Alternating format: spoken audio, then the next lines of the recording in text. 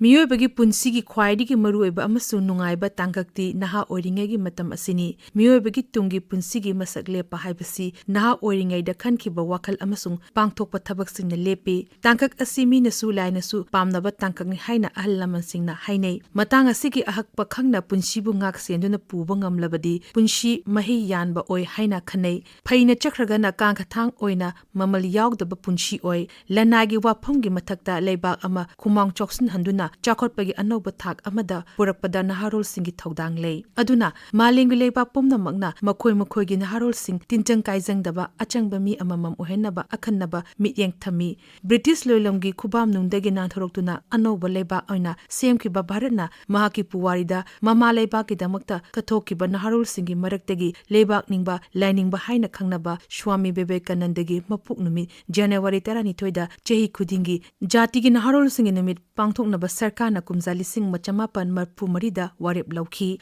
Mahaki mapung numita Jatigi Naharolsinggi numit haina pangthokliba Swami Vivekananda taibangpangi apamba nungaiba pumnamak thadukna chehi yamna nauna sanyasi lauduna Varat sinba thungna chatkiba miyoi amani. Hindu singna chatkadaba dham marigi mathakta mahakna Srinagardagi Kanyakumari fauba koina chatki. Matamdugi Bharat mahakna sakhangki madugi mahi oina lairabana kham thenglaba Bharat macha singi sotharaba punsi mahing hakthengna thengnaki maduna marum oiduna mahakna anauba Bharat ama semnanaba mangmangba hoki haina mot pinei. America gi Chicago da pangthokeba Parliament of Religion gi matungda mahakpu cyclonic Hindu haina sakhangki mahaki gyan loksing sakhangladuna malengi fauraba Harvard University amasung Columbia University da Eastern Philosophy gi professor gi fam thindoki adubu madu mahakna lokhide madugi mahota Bharat ta hlaktuna sotharaba Bharat mangnom da pusinnabagi damak mahai masing ningthina hayanduna mi semlaba matungda machin puthokpana oigadabani haina mahai masing tambagi lamda thabak tawba hauki akiba haibasi asibagi pangkhakni haiba wafamda chena thajaba Vivekanandana mahai masing tamba haibasi miyoibada hanadagi yawjaraklaba matik mangal adu phudo hanbani haina phongdoklami aduna oza haibasina mangal phudokpagi lambida leiba apanbasing kohanduna sitnana lambi sembibani haina khanki mahai masing haibana miyoi ama amasung leiba ama thajabagalolena moromdom lepa ngamgani aduna angangsingna school da chatpagi mahuta angangsinggi yungi thongzilda mahai masing tambagi khudong chaba yahongadabani haibasi mahaki achepa thajabani adubu nongchuplomda nongpoki loksing sandoklamba Swami Vivekanandana yamna naha oina masagi chehi 38 da taibangpal thadokhi Lebasida kumzali singamaga chamapan marfru mangadagi hauna Jatigi Naharolsinggi numit pangthokpagi mathakta lisingwa chamapan marfudrani panda ahanba Jatigi Naharolgi thausil semki masi kumzali singani ahum amasung lisingani taramarida semdoktuna mapung phanki kumzali singani taramarigi thausilda Bharat chehi taramangadagina kumapan fawbagi manungda leiba miyoshing nahani haina sakhangbagalunana makhoida lotna leiriba nungi matik mayai phudu handuna malemgi leiba singi marakta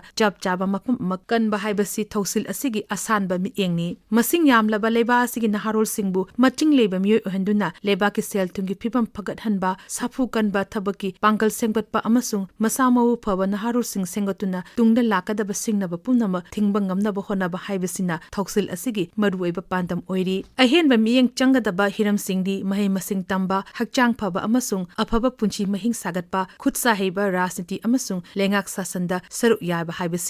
Hauji thorakliba wafamdi ingkumza lisingani kulhumdogi me thadegi horokiba khusemgi manba yeknabana kanano marupna kanano khandokpa waba irang asina Manipurgi Naharol kadomda chatlibano haibasini Swami Vivekanandana takpiramba wafamsing amasung Jatigi thausilda piriba phajaraba warolsing Manipurgi Naharolsingna phangba ngambra haiba achoba wahang thori irang asina maram oiduna mahai masing tambagi thabaktagi khul ngakpan hena maru oikibadegi mahai tambadagi lapthokraba Naharolsing rabon manga kakpagum kakpada pangchong to chongtharakliba ain kaiba popi thaba amasung drak lalonba akhannaba mafam amada phajna thambagi mong leiriba Naharolsingna supam nompham khangdabadagi ngokchatnaduna nisada taneriba Manipurgi Naharolsinggi punsi phajaraba sahityagi lechalgi wari natte mangda thokliba loishinba ngamdriba samasya amani asigumba phibam asida leba asigi Naharolsingna anauba ithil piramba hogutlo sangsillo पांदमदु योगद्रिबा फाउबा लेपकनु हाइबा खोलाउग लोइनना हिंगलंबा Bharat की लेबाक निंगबा लाइनिंगबा स्वामी विवेकानंद की पाउजेलना मणिपुर की नहारोल सिंगदा Karamba ethyl पीबगे हाइबगे पाउखुमदी ngairi